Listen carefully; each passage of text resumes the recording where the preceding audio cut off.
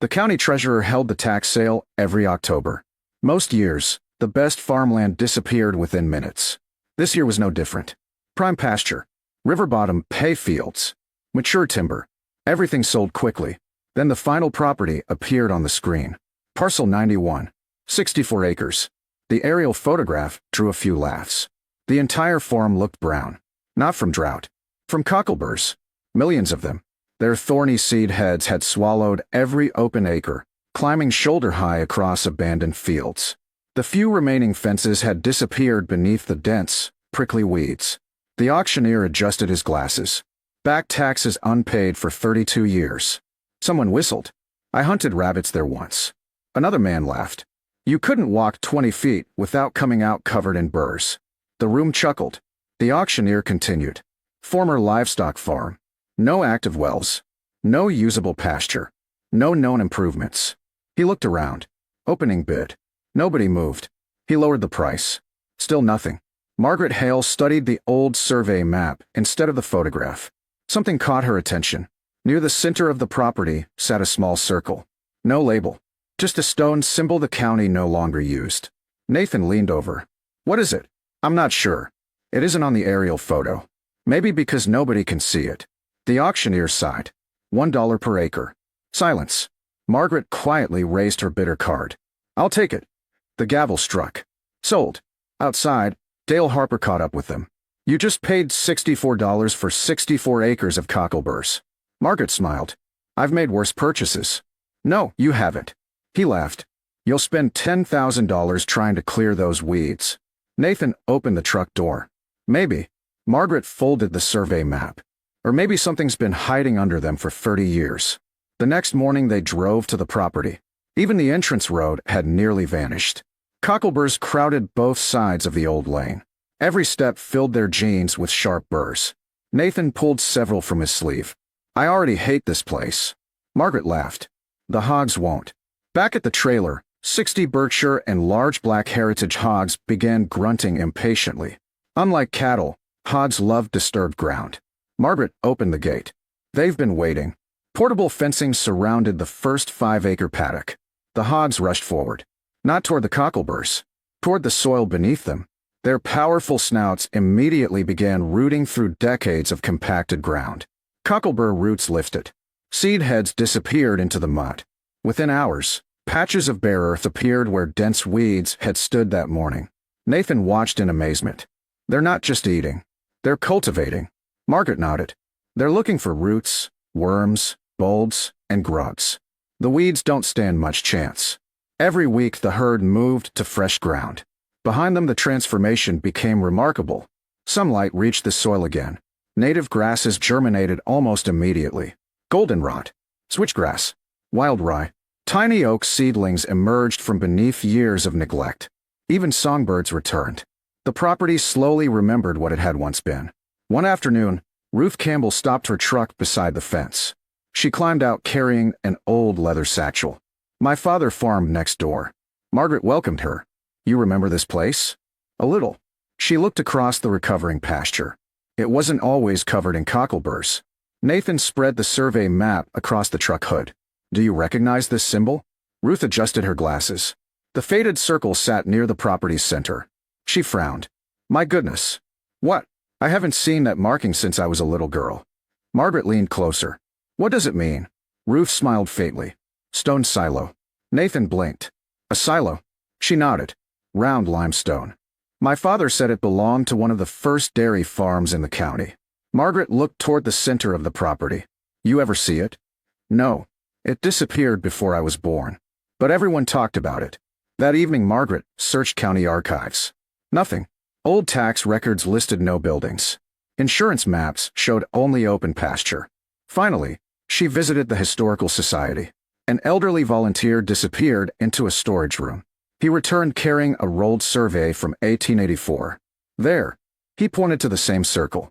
Stone feed silo. Margaret smiled. So it existed. Oh, certainly. What happened to it? The historian shrugged. No one knows. He carefully rolled the map closed. The farm was abandoned after the Depression. Nature took over. Back on the property, the hogs continued their work. Unlike bulldozers, They disturbed only the upper layers of soil. Cocklebur roots disappeared. Thousands of seeds were consumed before they could spread again.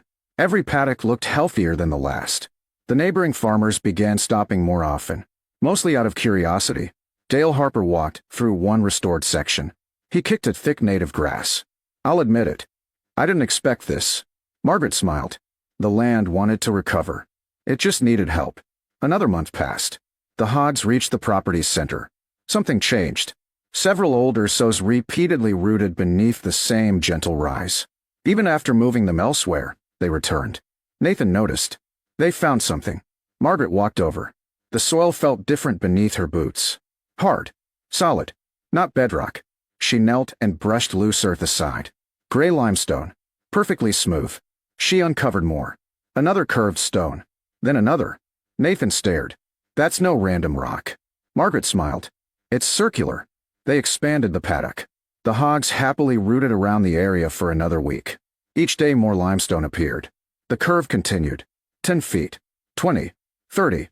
Rebecca Lawson from the County Preservation Office arrived after Margaret called. She examined the exposed stones carefully. No blasting marks. No concrete. She smiled. Hand-laid limestone. Nathan asked the obvious question. "So, is it the silo?" Rebecca remained cautious. "Possibly." She measured the exposed arc. 32 feet in diameter. She gently cleared another section with a soft brush. Suddenly her hand stopped. Embedded between two stones sat a rusted iron hinge. Not fallen beside the wall. Built into it. Rebecca's eyes widened. "Wait." Margaret looked down. "What is it?" Rebecca slowly stood. "If that's where I think this hinge belongs." She looked across the partially uncovered circle emerging from the earth. This wasn't an ordinary stone silo. She took one slow breath before finishing. It may be one of the earliest underground dairy silos ever built in this entire region.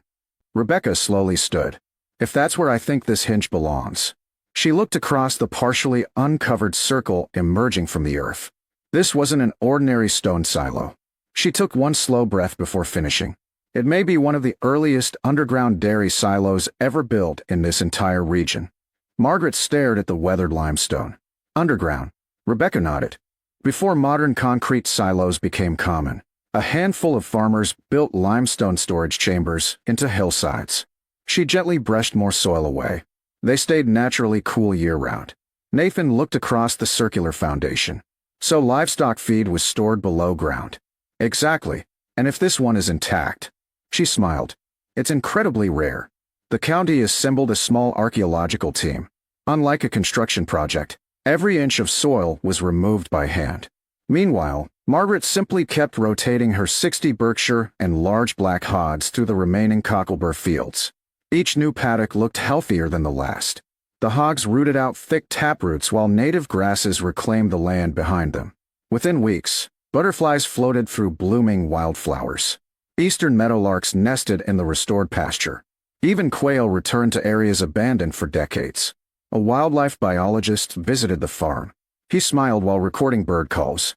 "You've restored nearly 40 acres of native grassland." Margaret looked surprised. "We've mostly been fighting weeds." "Exactly." He laughed. "When the weeds disappeared, everything else came back." At the excavation site, another discovery emerged. The limestone wall continued downward nearly 16 feet. Perfectly circular. Beautifully fitted without mortar. Every stone had been carefully shaped by hand. Nathan whistled softly. "I can't believe this survived." Rebecca pointed toward the interior. The earth protected it. She carefully uncovered the rusted iron hinge. Then another. Finally, they located a heavy iron-framed wooden hatch lying exactly where it had collapsed decades earlier. The conservation crew carefully lifted it. Cool air drifted upward from below. Everyone stopped talking. Rebecca switched on a flashlight. The beam disappeared into darkness. Wooden stairs. Still intact. Margaret looked at Nathan. "I wasn't expecting that." Neither was anyone else. The following morning, structural engineers inspected the chamber. Only after declaring it safe did they descend. The underground room was astonishing. Massive limestone walls curved overhead. Original oak support beams still crossed portions of the ceiling. Iron brackets lined one side where feed bins had once been installed. Everything remained remarkably dry. Rebecca slowly turned in a circle. "This is extraordinary." One engineer nodded. The craftsmanship is unbelievable. Near the far wall, Ruth Campbell noticed something unusual. A faded wooden board leaned against the stone. She gently brushed away decades of dust. Letters slowly appeared. Walker Family Dairy. Established 1871. Tears filled Ruth's eyes. My father talked about the Walkers. She smiled softly. They were famous for their dairy herd. The county historian searched old newspapers. Within days, he located several forgotten articles. The Walker Dairy had supplied butter, cheese, and milk to surrounding towns for nearly 60 years. Its underground stone silo allowed livestock feed to remain cool and dry through humid Appalachian summers long before electricity reached the valley. When the Great Depression forced the family to leave, the buildings slowly disappeared beneath weeds. Eventually, Cockleburs covered everything, until nobody remembered the farm had ever existed. News spread quickly. Local television stations arrived first, then state newspapers, agricultural magazines, historic preservation organizations. Every reporter asked Margaret the same question. Did you know there was a historic silo here? She smiled. No. So why buy the property? Margaret looked toward her hogs busily rooting through another paddock. Because abandoned land usually tells a story. You just have to uncover it. The restoration continued throughout the summer. The underground silo remained exactly where it had been built. Nothing was relocated. Instead, protective drainage systems and discreet walkways allowed visitors to safely explore the remarkable structure. Meanwhile, Margaret focused on restoring the rest of the farm. The hogs cleared the final cocklebur patches by early autumn. Where brown weeds had once dominated, rolling fields of switchgrass and native clover stretched across the hills. Healthy soil returned. Earthworms multiplied. Pollinators covered the wildflowers. The transformation amazed neighboring farmers. One afternoon, Dale Harper drove slowly across the restored pasture. He climbed from his truck and looked around. I honestly thought you were crazy. Margaret laughed. You weren't alone. He pointed toward the thriving fields. I've sprayed cockleburs for 25 years. He shook his head. You let pigs solve the problem. They're good at what they do. They're better than my tractor. Nathan smiled. And they don't burn diesel. By the following spring, the county partnered with Margaret and the Historical Society to preserve the underground silo permanently. School groups began visiting. Agriculture students studied 19th century dairy practices. Conservation classes learned about regenerative grazing and invasive weed management. Children loved watching the heritage hogs. One young boy asked Margaret, "Did the pigs know the silo was there?" She smiled. "I don't think so." So how'd they find it? They simply kept following the richest soil. Rebecca overheard the conversation. In archaeology, she added with a grin, sometimes the best survey team has 4 legs and a snout. Everyone laughed. The restored farm soon became a demonstration site for landowners battling invasive plants. Rather than relying entirely on herbicides or heavy equipment, many began experimenting with carefully managed heritage hog grazing. Several returned months later with remarkable results. Healthier soils, lower restoration costs, native vegetation returning naturally. Margaret welcomed them all. Every property is different, she often said. But nature usually knows how to recover. 3 years after purchasing 64 forgotten acres for just $64, the transformation seemed almost impossible. The once abandoned property now contained thriving native pasture, healthy wildlife habitat, restored springs, and one of the oldest surviving underground stone dairy silos in the state. Researchers continued documenting every limestone block. Historians finally filled gaps in local agricultural history that had remained unanswered for generations.